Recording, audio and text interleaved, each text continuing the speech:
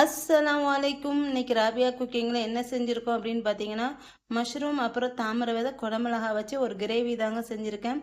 இது வந்து சூப்பராக இருந்துச்சு. இந்த கிரேவி வந்து இது வந்து தோசை, இட்லி, சப்பாத்தி, பூரிக்கு வந்து ரொம்ப நல்லாயிருக்கும். புரோட்டாக்கு கூட சூப்பராக இருக்கும். கண்டிப்பாக நீங்களும் ட்ரை பண்ணி பாருங்கள். இப்போ நம்ம வந்து இதை வந்து எப்படி செய்கிறது அப்படி சொல்லிட்டு பார்க்கலாம். ஃபஸ்ட்டு இதுக்கு தேவையான பொருட்கள் வந்து பார்த்துடலாம். இப்போ தேவையான பொருட்கள் வந்து பார்த்துடலாம். நான் 2 மீடியம் சைஸ் வெங்காயம் எடுத்திருக்கேன். இதை வந்து நல்லா பொடிசாக கட் பண்ணி வச்சுருக்கேன். அடுத்து வந்து ஒரு ஃபுல் பேக்கெட் வந்து மஷ்ரூம் எடுத்திருக்கேன். அடுத்து வந்து ஒரு கைப்பிடி வந்து தாமரை விதை எடுத்திருக்கேன். இதை வந்து நான் ரொம்ப சேர்க்கலை, கொஞ்சம் கம்மியாக தான் எடுத்திருக்கேன். அதாவது இங்கே பாருங்கள், இந்த மாதிரி ஒரு கைப்பிடி நிறைய எடுத்திருக்கேன், அவ்வளோதான். அடுத்து வந்து ஒரு குடமிளகா கட் பண்ணி வச்சுருக்கேன். அடுத்து வந்து ஒரே ஒரு தக்காளி வந்து கட் பண்ணி வச்சுருக்கேன். அடுத்து 1½ ஸ்பூன் இஞ்சி பூண்டு பேஸ்ட் எடுத்து வச்சுருக்கேன். இப்போ மித்ததெல்லாம் மசாலா எல்லாம் நான் வந்து செய்யும்போது சொல்கிறேன். இப்போ இது எல்லாத்தையும் எப்படி செய்கிறது சொல்லிட்டு பார்க்கலாம் வாங்க. ஃபஸ்ட்டு ஒரு பாத்திரம் வச்சுருக்கேன். இப்போ இதில் வந்து ஃபஸ்ட் நான் வந்து தாமரை விதை வந்து வறுத்து எடுத்துக்கிறேன்.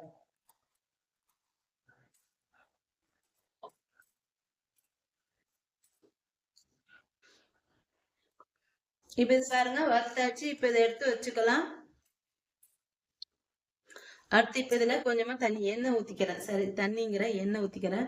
பட்டர் இருந்தால் பட்டர் சேர்த்துக்கங்க, ரொம்ப சூப்பராக இருக்கும். நான் வந்து எண்ணெய் வந்து சேர்த்துக்கிறேன்.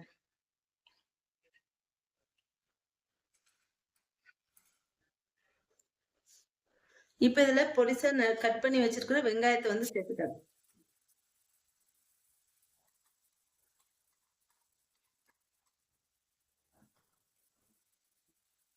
இந்த வெங்காயம் வந்து நல்லா வதங்கணும். நல்லா வதக்கிட்டாங்க.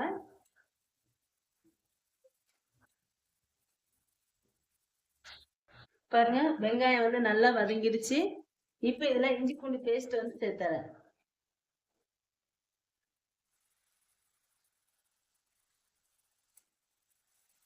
ஒன்றரை ஸ்பூன் இஞ்சி பூண்டு, பெரிய ஸ்பூனுக்கு 1½ ஸ்பூன் இஞ்சி பூண்டு பேஸ்ட் சேர்த்துக்காங்க. சேர்த்துட்டு இதையும் நல்லா வதக்கிக்கணும்.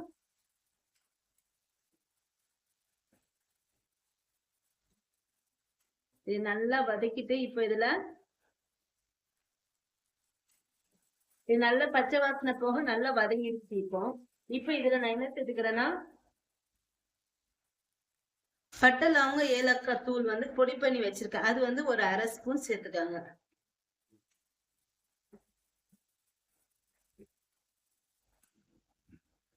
அடுத்து இதுல ஏட்டு மிளகாய்த்தூள் ஒரு ஸ்பூன் நிறைய சேர்த்துக்காங்க. நான் வந்து உரப்பு எப்பவுமே கொஞ்சம் கம்மியாக தான் சேர்க்குவேன். அதிகமாக சேர்க்கறதா இருந்தால் சொல்லிடுவேன். நீங்கள் இதில் பச்சை மிளகா கூட சேர்த்துக்கலாம். விருப்பம் இருந்தால் 2 பச்சை மிளகா சேர்த்துக்காங்க. இப்போ இதில் மஞ்சள் தூள் வந்து ஒரு 1/4 ஸ்பூன் சேர்த்துக்கிறேன். இதையும் சேர்த்து எண்ணெயில் வந்து வதக்கிக்கணும். இப்போ எண்ணெயில் வதக்கினதுக்கு அப்புறம் இதில் தக்காளி வந்து சேர்த்துக்கிறேன். தக்காளி வந்து நான் 1 தான் சேர்த்துக்கிறேன், 1 போதும். இப்போ தக்காளி இந்த மசாலா தான் நல்லா வதங்கட்டும். அடுத்து இதுல தேவையான அளவு உப்பு வந்து சேர்த்துக்கிறேன்.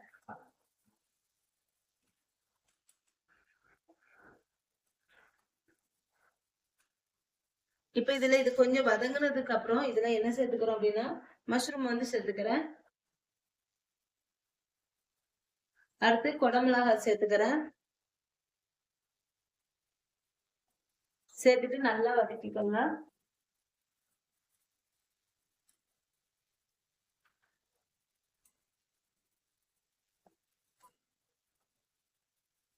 வதக்கிட்டு இதுலேட்டு நான் தாமரை விதை வந்து சேர்த்துறேன்.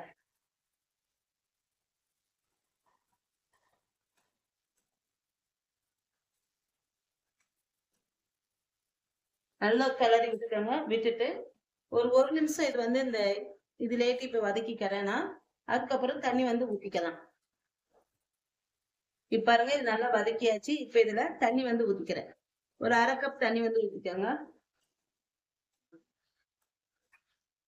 தண்ணி ஊத்திட்டு இப்ப இதுல தனி மல்லித்தூள் வந்து ஒரு 2 ஸ்பூன் சேர்த்துக்கிறேன்.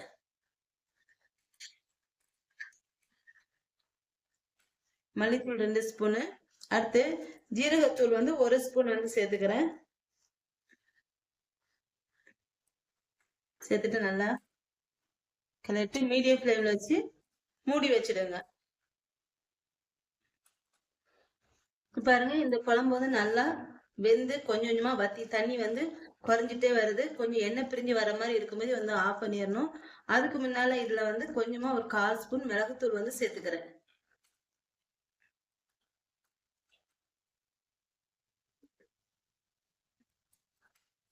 சேர்த்துட்டு மீடியம் ஃப்ளேமில் வச்சுட்டு மூடி வச்சிடுங்க. பாருங்க குழம்பு வந்து ரெடி ஆயிடுச்சு.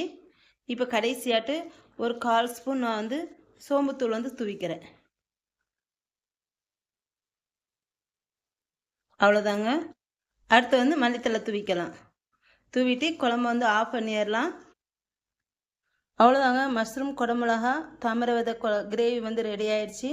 நீங்களும் இந்த மாதிரி செஞ்சு பார்த்துட்டு எப்படி இருக்குன்னு சொல்லுங்கள். இது வந்து சூப்பராக இருந்துச்சு. சப்பாத்தி தோசைக்கு வந்து ரொம்ப நல்லாயிருக்கும்.